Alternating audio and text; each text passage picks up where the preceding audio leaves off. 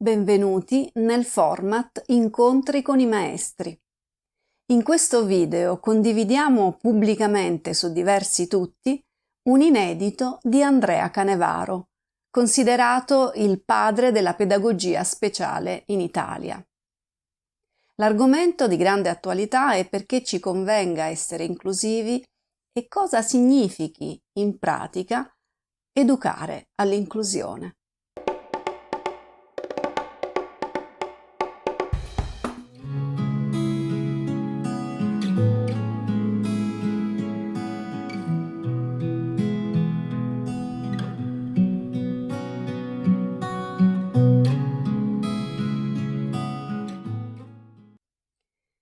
Sono Maria Teodolinda e come sapranno i nostri più affezionati è disponibile nelle librerie il mio testo Storia dell'inclusione scolastica in Italia, lettura pedagogica della normativa. In descrizione e alla fine del video troverete il video di presentazione per chi non l'avesse visto.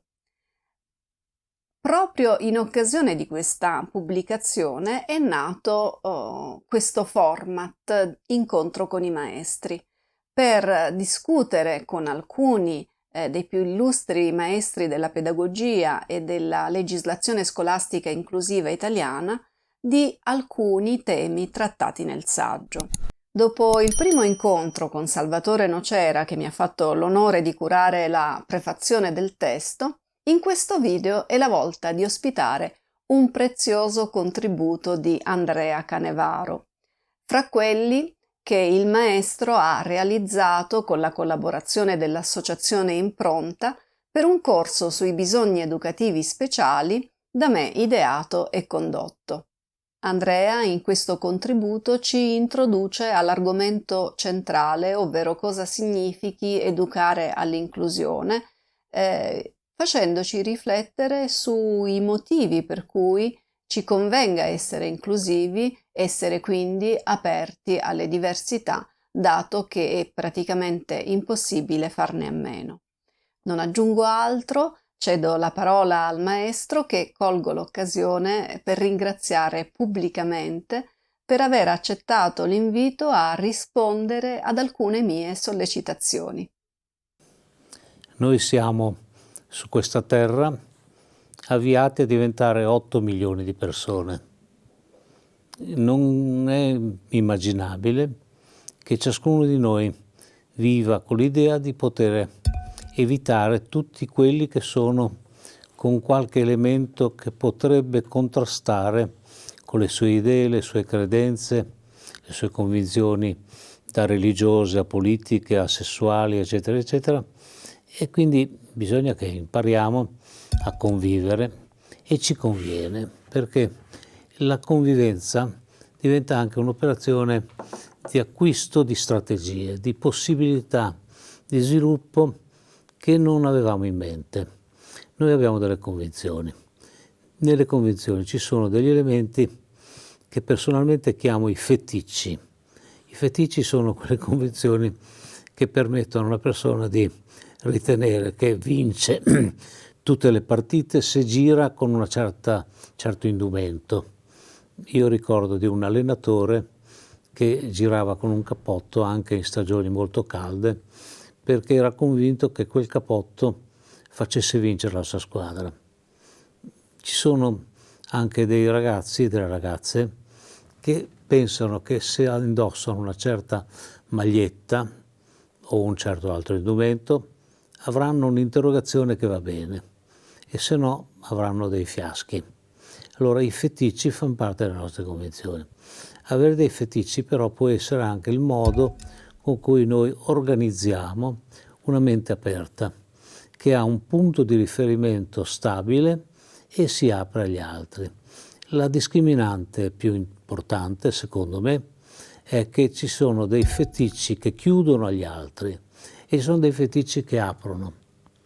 Per esempio, il feticcio che l'altro sia una minaccia per la mia quiete è un feticcio che impedisce, è chiaro, è talmente palese.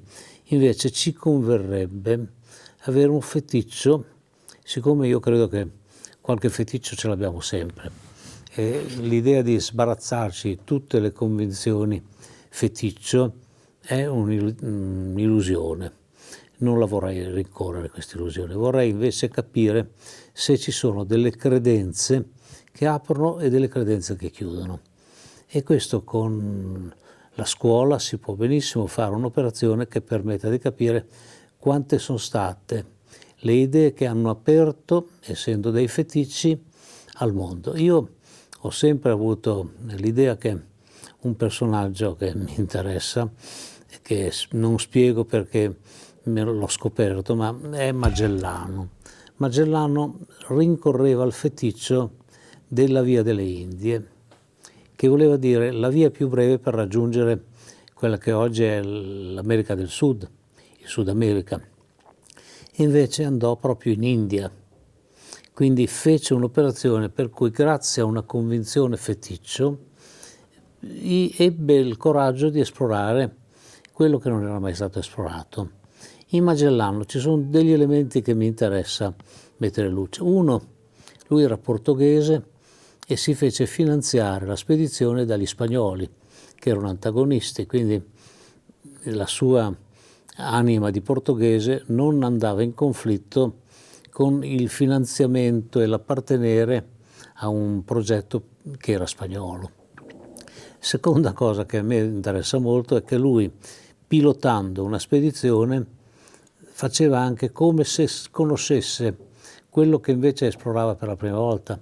Per cui se la nave arrivava in una baia, lui diceva che era la baia che cercava, ma non l'aveva mai vista, quindi poteva incontrarla come non incontrarla, però rassicurava il suo equipaggio, i suoi marinai, dicendo che era tutto previsto. Quindi faceva diventare previsto quello che era inesplorato, e questo guidava con molta fermezza l'esplorazione del nuovo, sapendo che il nuovo conteneva degli elementi di cui poter avvantaggiarsi. Per esempio nella baia poteva trovare le riserve d'acqua, che si erano fare di nuovo riserve d'acqua, andare a caccia, alimentarsi con della carne migliore di quella conservata nella stiva dell'imbarcazione, eccetera, eccetera. Riparare le navi che avevano subito qualche guasto, quindi poteva mettere in atto il fatto che nell'inesplorato, nell'inatteso, trovava qualcosa che permetteva di completare il progetto. Allora il progetto, se questa storia di Magellano è una metafora convincente, vuol dire che chi cresce entra in un progetto in cui non sa, perché è un progetto, è il futuro, e nel futuro trova le risorse per alimentare lo stesso progetto. Ed è un po' questo che conviene pensare, quindi non tanto la sottrazione, tutte le cose che sono scomode per quello che io sono abituato a pensare le tolgo, anche i bambini se sono un insegnante, ma addizione, cominciare a pensare come aggiungo, che è un procedimento tipicamente da artigiano, che a me ricorda una parola che mi piace molto, che è il bricolage. Il bricolage vuol dire fare un'operazione che permette di utilizzare un oggetto che aveva un uso, studiandolo, limandolo magari, aggiustandolo, adattandolo perché abbia un altro uso e faccia funzionare un meccanismo più grande. Questo del bricolage è molto interessante come sistema che permette di dire: c'è un bambino o una bambina che mi crea dei problemi, bene, io bisogna che trovi la maniera di, girandolo come se girassi la pietra per costruire un muro, devo trovargli il verso giusto perché diventi funzionale un progetto. È la stima di cui già ho parlato, che diventa la possibilità di farti entrare in un progetto che ti valorizza. Ascoltare una fonte di saggezza quale è Andrea, assaporare le sue parole, credo sia sempre un'esperienza significativa ed arricchente.